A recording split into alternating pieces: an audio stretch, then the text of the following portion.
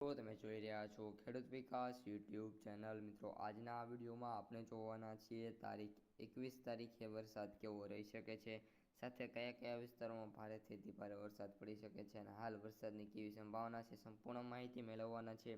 વિડીયોમાં સુધી બન્યા રહેજો. ચેનલમાં નવા હોય તો ખાસ મિત્રો ચેનલને સબસ્ક્રાઈબ કરી દેજો અને વિડીયોને લાઇક કરવાનું ભૂલતા નહીં. સૌપ્રથમ મિત્રો, વહેલી સવારે વાત કરીએ 5 થી 6 વચ્ચેના ગાળામાં કયા કયા વિસ્તારોમાં વરસાદ પડી શકે છે. તો એમાં મિત્રો વાત કરીએ તો થોડાક વિસ્તારોમાં વરસાદ થઈ શકે છે, જેમાં સૌથી વધારે વરસાદની સંભાવના પોરબંદર, ત્યારબાદ ભાનવડ, જૂનાગઢ અને વેરાવળના જે વિસ્તારો છે તેમાં વહેલી સવારે નાનો મોટો વરસાદ થઈ શકે છે.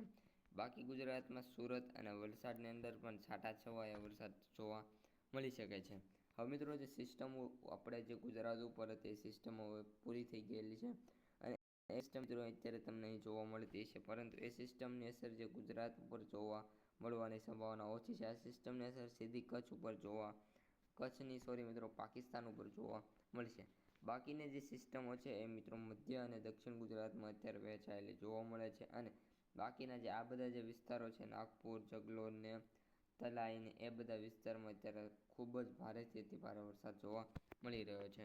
હવે આપણે જોઈએ કે આપણે આજે 7 થી 8 વાગ્યા વચ્ચે વરસાદ કેવો જોવા મળી શકે છે. તો મિત્રો, 7 થી 8 વાગ્યા વચ્ચે પણ વરસાદની સંભાવના ખૂબ જ ઓછી જોવા મળી રહી છે અને વાત કરીએ વિસ્તારોની તો જૂનાગઢની અંદર છાંટા પડી શકે છે, બાકી વરસાદની હાલ કોઈ સંભાવના નથી.